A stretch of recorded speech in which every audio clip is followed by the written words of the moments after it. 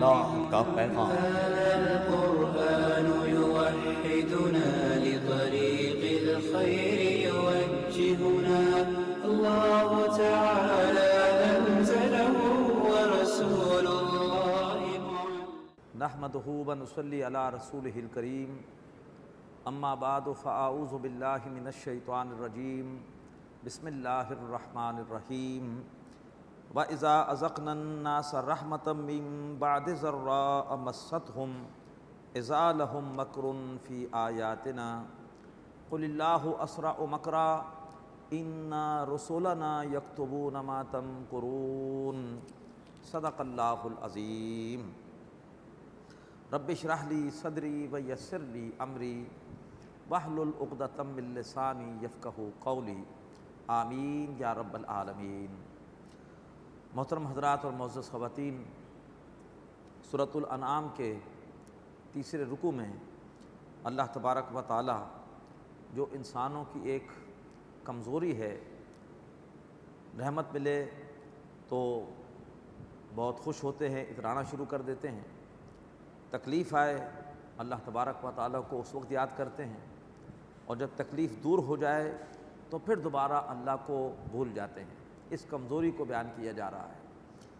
وَإِذَا أَذَقْنَا النَّاسَ رَحْمَةً، اور جب ہم لوگوں کو مزہ چکھاتے ہیں رحمت کا، من بعد ضراء مَسَّتْهُمْ، اس تکلیف کے بعد جو ان کو پہنچی ہے، اذا لہم مکر فی آیاتنا، تو پھر وہ ہماری آیات میں مین میخ نکالنا شروع کر دیتے ہیں، ہماری قدرتوں کے حوالے سے ہیلے شروع کر دیتے ہیں، بجائے اس کے کہ یہ تسلیم کریں کہ یہ سب کا سب اللہ تعالیٰ کا فضل ہوا ہے، بلکہ وہ کہتے ہیں کہ میں نے فلاں تدبیر کی، میں اس سے ملا، میں اس کے پاس گیا، میں نے وہاں سے فون کرایا، یا فلاں بزرگ کی نظر کرم ہوئی، وہاں جا کے منت مانی تھی، تو بجائے اس کے کہ اللہ تعالیٰ کا احسان مانا جائے، وہ کریڈٹ یا تو اپنے آپ کو دیتے ہیں کہ میرا اپنا کمال ہے کہ مشکل سے نکل گیا، اور یا پھر یہ ہے کہ اللہ کے سوا کسی اور کو دیتے ہیں۔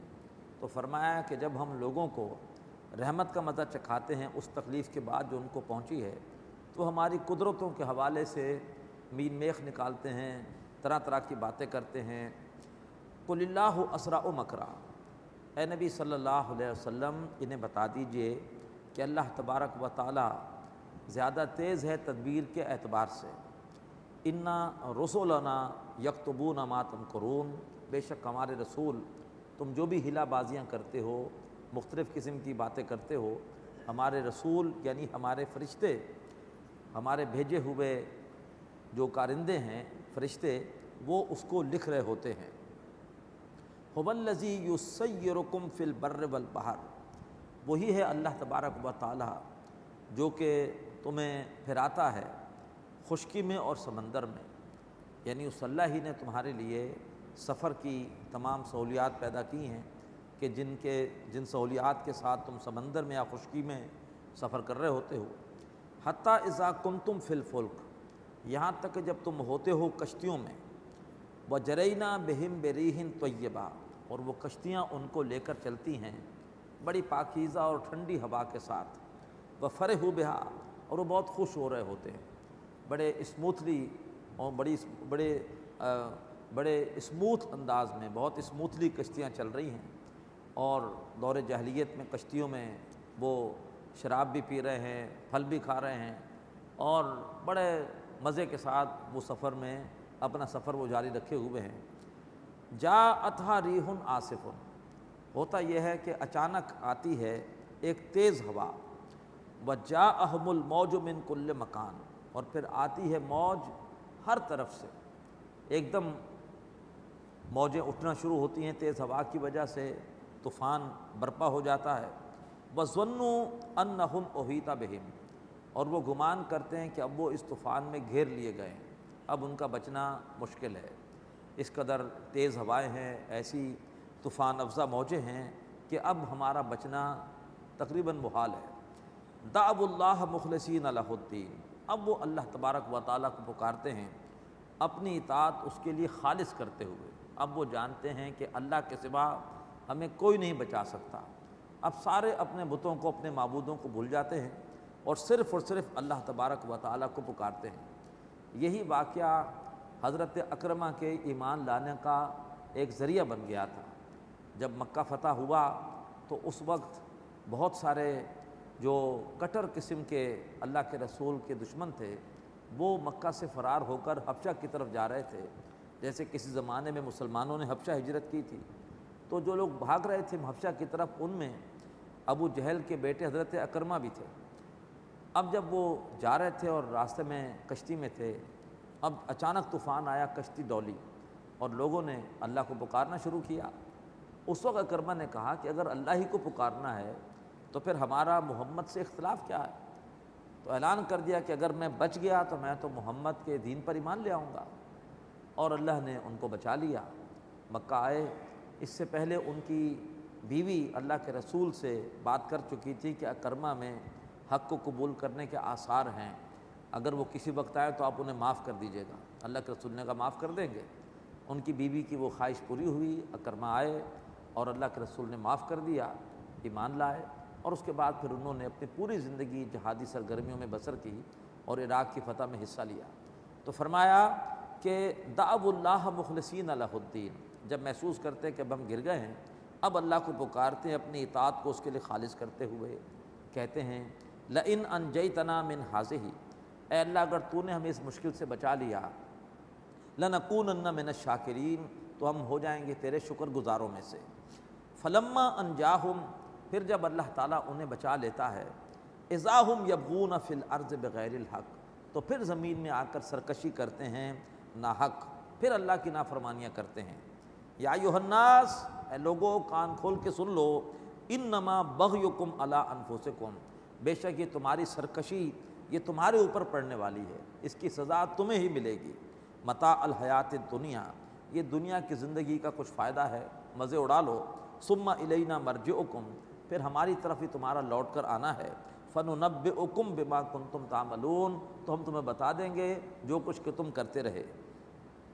انما مثل الحیات الدنیا کماء، بے شک جو دنیا کی زندگی کی مثال ہے یہ پانی کی طرح ہے۔ انزلناہ من السماء، اس پانی کو ہم نے اتارا آسمان سے۔ فاختلط بہ نبات الارض، اس پانی کے ساتھ رل مل کر نکل آیا زمین کا سبزہ۔ مما یاکل الناس والانعام، جس میں سے انسان بھی کھاتے ہیں اور جانور بھی کھاتے ہیں۔ جو اناج ہے وہ انسان کھاتے ہیں اور جو پتے ہیں چارے کے طور پہ جانور کھاتے ہیں۔ حتی اذا اخذت الارض زخرفہا، یہاں تک کہ جب زمین نے اپنا گہنا پہن لیا، یعنی یہ جو سبزہ ہے، جو کھیتیاں ہیں، یہ زمین کا زیور ہے، زمین اس کی وجہ سے سج جاتی ہے۔ یہاں تک کہ جب زمین نے اپنا گہنا پہن لیا، وزینت، اور زمین سج گئی، زمین بن سور گئی، وظن اہلھا، اور جو زمین کے مالک ہیں، جو جن کی ملکیت ہے وہ زمین، وہ یہ سمجھنے لگے انہم قادرون علیہا، کہ وہ اب جو فصل تیار ہوئی ہے جس سے زمین پر رونق آئی ہے، زمین سج گئی ہے، اب اس فصل پر ہمارا پورا اختیار ہے، ہم جب چاہیں گے فصل اتار لیں گے۔ اتاہا امرنا لیلا او نہارا، تو ہمارا حکم آ جاتا ہے رات میں یا دن میں۔ فجعلناہا حصیدا، تو ہم اس فصل کو ایسے کر دیتے ہیں کٹا ہوا، کأن لم تغن بالامس، جیسے کہ وہ کل تھی نہیں۔ اللہ تبارک و تعالیٰ اپنی کسی آفت کے ذریعے سے پوری فصل کو تباہ کر دیتا ہے۔ کذالک نفصل الآیات، معلوم ہو جاتا ہے کہ اصل اختیار کسی اور کا ہے، ہمارا اختیار نہیں۔ ہم تو سمجھے تھے کل فصل کاٹیں گے، رات کو ایسی آفت آئی کہ پوری کی پوری فصل وہ ختم ہو گئی۔ کذالک نفصل الآیات، اسی طرح سے ہم آیتوں کو واضح کرتے ہیں، لقوم یتفکرون، ان لوگوں کے لیے جو غور و فکر کرتے ہیں۔ واللہ یدعو الی دار السلام، اور اللہ تبارک و تعالیٰ بلاتا ہے سلامتی کے گھر کی طرف۔ ویہدی من یشاء الی صراط مستقیم، اور ہدایت دیتا ہے جسے وہ چاہتا ہے سیدھے راستے کی۔ للذین احسنوا الحسنی وزیادہ، وہ لوگ کہ جنہوں نے بھلائی کی ہے ان کے لیے بھلائیاں ہیں اور مزید بھی ہے۔ مزید کیا ہے؟ اس کے حوالے سے اللہ کے رسول کا ارشاد صلی اللہ علیہ وآلہ وسلم کہ مزید سے مراد ہے، حضرت صہیب رومی سے یہ روایت ہے کہ مزید سے مراد اللہ تبارک و تعالیٰ کا دیدار ہے۔ اللہ تعالیٰ اہل جنت سے پوچھے گا کہ کہ تمہیں ساری نعمتیں مل گئیں، مطمئن ہو؟ کہیں جی بالکل مطمئن ہے، نعمتیں مل گئیں۔ اللہ کہے گا ابھی ایک نعمت باقی ہے۔ وہ حیران ہوں گے کون سی نعمت باقی ہے؟ اب اللہ تعالیٰ اپنا دیدار کرائے گا، اور سب سے بڑی نعمت ہوگی جنت میں اللہ تبارک و تعالیٰ کا دیدار۔ اللہ ہمیں عطا فرمائے۔ فرمایا جن لوگوں نے بھلائی کی ان کے لیے بھلائیاں ہیں اور مزید بھی ہے۔ ولا یرحق وجوہہم قطر ولا ذلہ، اور ہرگز نہ چڑھے گی ان کے چہروں پر کوئی سیاہی اور نہ ہی کوئی رسوائی۔ اولئک اصحاب الجنہ، وہ جنت والے ہیں، ہم فیہا خالدون، اس میں ہمیشہ رہنے والے ہیں۔ والذین کسبوا السیئات، اور وہ بد نصیب کے جنہوں نے کمائی برائیاں، جزاء سیئۃ بمثلہا، برائی کا بدلہ بالکل ویسی ہی برائی ہوگا۔ وترہقہم ذلہ، اور ان کو ڈھانپ لے گی رسوائی۔ ما لہم من اللہ من عاصم، انہیں اللہ تبارک و تعالیٰ کے عذاب سے بچانے والا کوئی نہ ہوگا۔ کأنما اغشیت وجوہہم قطعا من اللیل مظلما، ایسے محسوس ہوگا کہ گویا ان کے چہروں کو اندھیری رات کے ٹکڑوں نے ڈھانپ لیا ہے۔ اس طرح چہرے سیاہ ہوں گے، محسوس ہوگا جیسے اندھیری رات کے ٹکڑوں نے ان کے چہروں کو ڈھانپ لیا ہے۔ اولئک اصحاب النار، یہ ہیں آگ والے، ہم فیہا خالدون، اور وہ اس میں ہمیشہ ہمیشہ رہنے والے ہوں گے۔ وَيَوْمَ نَحْشُرُهُمْ جَمِيعًا، اور اس روز ہم ان سب کے سب کو جمع کریں گے۔ ثُمَّ نَقُولُ لِلَّذِينَ أَشْرَكُوا، اور پھر ہم کہیں گے ان لوگوں سے جنہوں نے شرک کیا ہے، مکانکم، کھڑے ہو جاؤ، انتم، تم بھی، وشرکاؤکم، اور تمہارے تمام شریک بھی، جن کو تم نے اللہ کے ساتھ شریک بنایا تھا وہ بھی کھڑے ہو جائیں، اور جو ان کو شریک ماننے والے تھے، شرک کرنے والے تھے، وہ بھی کھڑے ہو جائیں۔ فَزَيَّلْنَا بَيْنَهُمْ، تو پھر ہم ان کے درمیان تمام رشتے کاٹ دیں گے۔ وَقَالَ شُرَكَاؤُهُمْ، اور کہیں گے ان کے شریک جن پر بڑا اعتماد تھا کہ ہم نے بڑی ان کے عرس میں شرکت کر کے دیگیں چڑھائی ہیں، چڑھاوے چڑھائے ہیں، ان کے نام کی نظر و نیاز ہم نے کی ہے، یہ آج ہماری مدد کریں گے۔ کہیں گے ان کے شریک ما کنتم ایانا تعبدون، کہ تم ہماری عبادت نہیں کرتے تھے، ہمیں نہیں پتہ تمہاری عبادت کے بارے میں کچھ بھی۔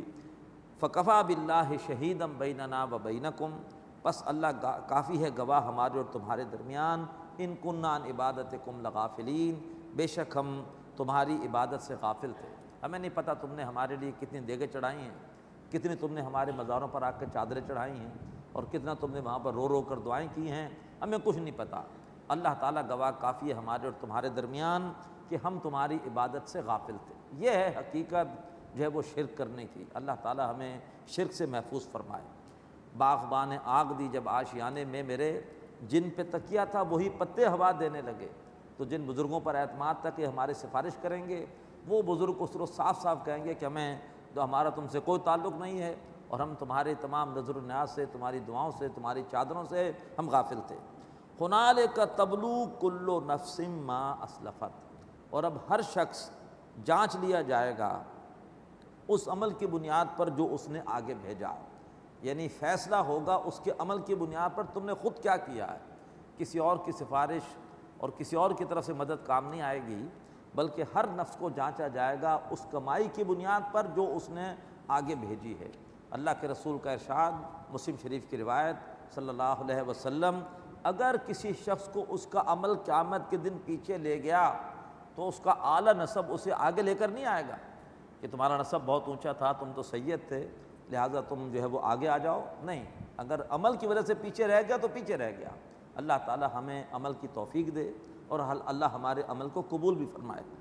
وَرُدُّوا إِلَى اللَّهِ مَوْلَاهُمُ الْحَقِّ، اور وہ اس اللہ کی طرف لوٹائے جائیں گے جو ان کا حقیقی مولا ہے۔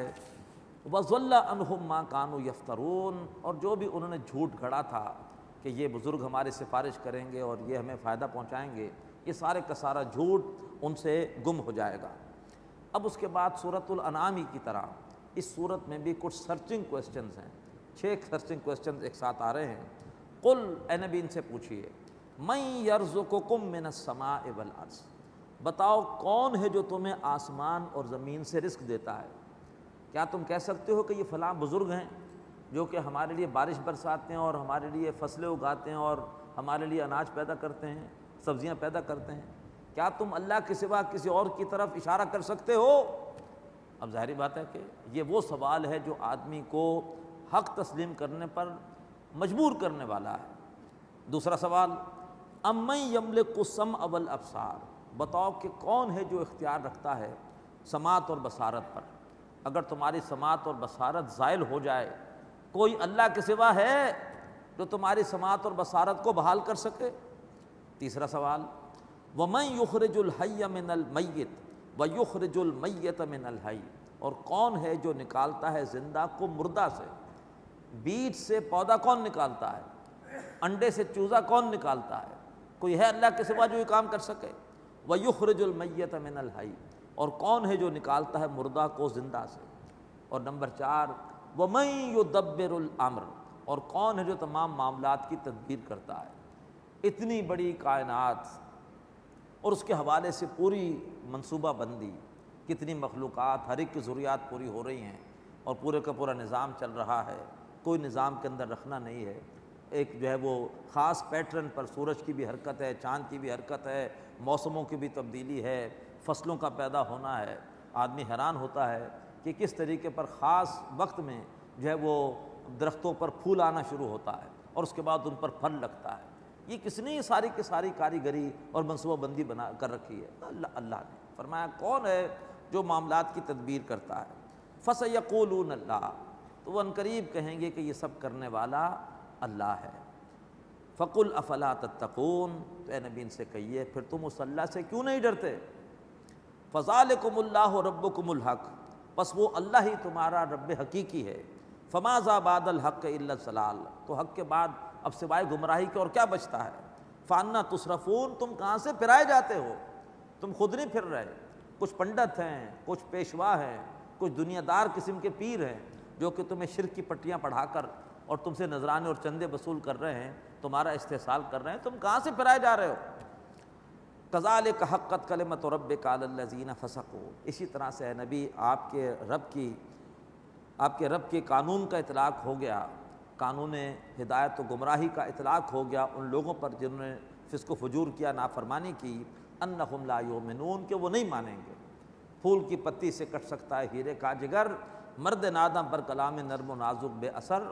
اتنی واضح باتیں آنے کے باوجود بھی کچھ فاسق ایسے ہیں جو حق کو نہیں مانیں گے، پھر بھی شرک کیے چلے جائیں گے اور پھر بھی اللہ کے سوا دوسروں کو پکارتے رہیں گے۔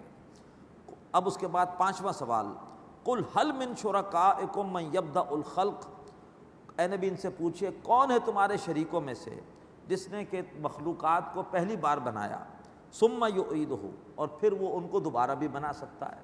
کیا تم کہہ سکتے ہو کہ پہلی بار اس پوری کائنات میں فلاں فلاں چیزیں ہمارے فلاں بزرگ نے بنائی ہیں اور وہ جب چاہیں دوبارہ بھی بنا سکتے ہیں؟ ظاہری بات ہے ایسے کوئی نہیں کہہ سکتا۔ قل اللہ یبدأ الخلق، اے نبی کہیے کہ اللہ تعالیٰ ہی پہلی بار چیزوں کو بناتا ہے، ثم یعیدہ، پھر اللہ تعالیٰ ہی ان کو دوبارہ بھی پیدا کرتا ہے۔ جیسے میں نے عرض کیا کہ ہم تو سبزیاں ہر سال کھا کھا کے برابر کر دیتے ہیں، اللہ تعالیٰ پھر پیدا کر دیتا ہے۔ ہم تو چیزیں کنزیوم کرتے رہتے ہیں، دوبارہ اللہ تعالیٰ ان کو پروڈیوس کرتا رہتا ہے، پیدا فرماتا رہتا ہے۔ فَأَنَّىٰ تُؤْفَكُونَ، تو تم کہاں سے پھرائے جاتے ہو؟ 6واں سوال، قُلْ هَلْ مِن شُرَكَائِكُمْ، اے نبی ان سے پوچھئے کوئی ہے تمہارے شریکوں میں سے مَن يَهْدِي إِلَى الْحَقِّ، کہ جو حق کی طرف ہدایت دے؟ اللہ نے تو پوری کتاب نازل کر دی ہے، تمہارے کسی معبود نے بھی کوئی کتاب دی ہے ہدایت کے لیے؟ بتاؤ۔ قُلِ اللَّهُ يَهْدِي لِلْحَقِّ، اے نبی کہیے کہ اللہ تعالیٰ ہی حق کی طرف ہدایت دیتا ہے۔ أَفَمَن يَهْدِي إِلَى الْحَقِّ، تو بھلا وہ ہستی کہ جو حق کی طرف ہدایت دے، أَحَقُّ أَن يُتَّبَعَ، اس کی زیادہ حقدار ہے کہ اس کی پیروی کی جائے، أَمَّن لَا يَهْدِي إِلَّا أَن يُهْدَىٰ، یا وہ ہستی کہ جو خود ہدایت پائے نہ جب تک کہ اسے کوئی اور ہدایت نہ دے، جو خود ہدایت کی محتاج ہو، بھلا بتاؤ وہ حقدار ہے کہ اس کی پیروی کی جائے یا وہ جو دوسروں کو حق کی طرف رہنمائی دے رہا ہے؟ خود سوچو۔ فرمایا فما لکم، تمہیں کیا ہوا ہے، کیف تحکمون، تم کیسے فیصلے کر رہے ہو؟ وما یتبع اکثرهم الا ظنا، اور ان میں سے اکثر پیروی نہیں کر رہے مگر یہ ہے کہ محض گمان کی، کوئی ان کے پاس حتمی، کوئی سالڈ ان کے پاس نظریہ، کوئی بات نہیں ہے، بس گمان ہے جن کی پیروی کیے چلے جا رہے ہیں۔ ان الظن لا یغنی من الحق شیئا، اور بے شک گمان حق کے سامنے کچھ بھی کام نہیں آ سکتا۔ ان اللہ علیم بما یفعلون، بے شک اللہ جانتا ہے جو کچھ کہ وہ کر رہے ہیں۔ وما کان ھذا القرآن ان یفترى من دون اللہ، اور یہ قرآن مجید ایسا نہیں ہے کہ اسے اللہ تعالیٰ کے سوا کوئی اور بنا لے، ولکن تصدیق الذی بین یدیہ، اور لیکن یہ تصدیق ہے ان کتابوں کی جو پہلے سے موجود ہیں۔ اس کا ایک مفہوم یہ بھی ہے کہ یہ کتاب پچھلی کتابوں کی تصدیق کر رہی ہے کہ وہ بھی اللہ ہی کی طرف سے آئی تھی، اور یہ بھی اس کا مفہوم ہے کہ ان کتابوں میں پیشن گوئی تھی کہ فائنل مکمل ہدایت بعد میں آئے گی، تو یہ کتاب ان کتابوں کی پیشن گوئی کی تصدیق ہے کہ ہاں ان کی پیشن گوئی سچ ثابت ہوئی، اور اللہ نے ہدایت کا کامل اور مکمل اور حتمی ایڈیشن بھیج دیا۔ وتفصیل الکتاب، اس میں احکامات کی وضاحت ہے۔ لا ریب فیہ من رب العالمین، اس میں کوئی شک نہیں کہ یہ کتاب تمام جہانوں کے رب کی طرف سے آئی ہے۔ ام یقولون افطرا، کیا وہ کہتے ہیں کہ یہ قرآن محمد نے خود سے بنا لیا ہے؟ قل فاتوا بسورۃ مثلہ، اے نبی ان سے کہیے کہ اچھا پھر اس قرآن جیسی ایک صورت لے آؤ۔ یہی چیلنج آیا تھا سورہ بقرہ میں، اور یہی چیلنج سورہ بقرہ سے پہلے یہ سورہ یونس نازل ہوئی، مکی دور کی ہے، اس میں بھی اللہ نے یہ دہرایا کہ اے نبی ان سے کہیے کہ تم اس قرآن جیسی ایک صورت لے آؤ، وَادْعُوا مَنِ اسْتَطَعْتُم مِّن دُونِ اللَّہ، بلا لو جن کو بلا سکتے ہو اللہ کے سوا، ان کنتم صادقین، اگر تم اپنے اعتراض میں سچے ہو۔ بل کذبوا بما لم یحیطوا بعلمہ، بلکہ اصل بات یہ ہے کہ انہوں نے ایک ایسی چیز کو جھٹلایا ہے جس کا وہ احاطہ اپنے علم کی بنیاد پر نہ کر سکے۔ وَلَمَّا يَأْتِهِمْ تَأْوِيلُهُ، اور ابھی ان تک اس جھٹلانے کا نتیجہ، اس کی حقیقت ظاہر نہیں ہوئی۔ كَذَلِكَ كَذَّبَ الَّذِينَ مِن قَبْلِهِمْ، اسی طرح سے جھٹلایا تھا ان لوگوں نے بھی جو ان سے پہلے گزرے ہیں۔ فَانظُرْ كَيْفَ كَانَ عَاقِبَةُ الظَّالِمِينَ، پس اے نبی دیکھیے کہ ظالموں کا کیا انجام ہوا۔ وَمِنْهُم مَّن يُؤْمِنُ بِهِ وَمِنْهُم مَّن لَّا يُؤْمِنُ بِهِ، ان میں سے وہ بھی ہیں کہ جو اس قرآن پر ایمان لے آئیں گے، اور وہ بھی ہیں جو اس قرآن پر ایمان نہیں لائیں گے۔ وَرَبُّكَ أَعْلَمُ بِالْمُفْسِدِينَ، اور اے نبی آپ کا رب خوب جانتا ہے فساد مچانے والوں کو۔ وَإِن كَذَّبُوكَ، اور اگر اے نبی صلی اللہ علیہ وسلم وہ آپ کو جھٹلاتے ہیں، فَقُل لِّي عَمَلِي وَلَكُمْ عَمَلُكُمْ، تو اے نبی ان سے کہہ دیجئے کہ ٹھیک ہے، میرے لیے میرا عمل، تمہارے لیے تمہارا عمل۔ انتم بریئون مما اعمل، تم بری ہو اس عمل سے جو میں کر رہا ہوں، وانا بریء مما تعملون، تم بری ہو اس عمل سے جو میں کر رہا ہوں، اور میں بری ہوں اس عمل سے جو تم کر رہے ہو۔ ومنہم من یستمعون الیک، یہ مضمون بھی سورہ انعام میں آ چکا۔ مشرکین مکہ کے سردار لوگوں پر تاثر دینے کے لیے کہ ہم محمد کے بس ایسے دشمن نہیں ہیں، ہم تو جاتے ہیں سنتے ہیں ان کی بات، ان کی باتوں میں کوئی حقیقت ہے ہی نہیں، تو لہٰذا ایک جو ہے وہ ڈرامہ کرنا یہ سرداران قریش کا طریقہ تھا تاکہ اپنے عوام کو مطمئن کر سکیں۔ وَمِنْهُم مَّن يَسْتَمِعُونَ إِلَيْكَ، اے نبی ان میں سے وہ بھی ہیں کہ جو آپ صلی اللہ علیہ وسلم کی محفل میں آ کر آپ کی بات کو بظاہر بن کر بیٹھتے ہیں، بہت توجہ سے سنتے ہیں۔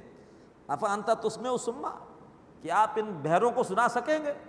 یہ سننے کی نیت سے نہیں آتے، یہ صرف اور صرف ایک بناوٹ کے لیے، ڈرامے کے لیے، دکھانے کے لیے آتے ہیں، حقیقت میں ان کے کان بند ہوتے ہیں۔ کیا آپ ان بہروں کو سنا سکیں گے؟ وَلَوْ كَانُوا لَا يَعْقِلُونَ، جبکہ وہ غور و فکر کر نہ رہے ہوں۔ وَمِنْهُم مَّن يَنظُرُ إِلَيْكَ، ان میں سے وہ بھی ہیں جو اے نبی آپ کی طرف دیکھتے ہیں۔ أَفَأَنْتَ تَهْدِي الْعُمْيَىٰ، کیا آپ ان اندھوں کو ہدایت دے سکیں گے؟ حقیقت میں یہ ہدایت کی نیت سے آپ کی طرف نہیں دیکھتے، بلکہ صرف اور صرف ایک لوگوں پر تاثر دینے کے لیے کہ ہم بڑے غور سے ان کی بات کو سن رہے ہیں۔ فرمایا کہ آپ اندھوں کو ہدایت دے سکیں گے؟ وَلَوْ كَانُوا لَا يُبْصِرُونَ، جبکہ وہ دیکھ نہ رہے ہوں۔ إِنَّ اللَّهَ لَا يَظْلِمُ النَّاسَ شَيْئًا، بے شک اللہ تعالیٰ لوگوں پر بالکل بھی ظلم نہیں کرتا۔ وَلَكِنَّ النَّاسَ أَنفُسَهُمْ يَظْلِمُونَ، لیکن لوگ خود ہی اپنی جانوں پر ظلم کرتے ہیں۔ وَيَوْمَ يَحْشُرُهُمْ، اور اس روز یعنی روز قیامت اللہ انہیں جمع کرے گا۔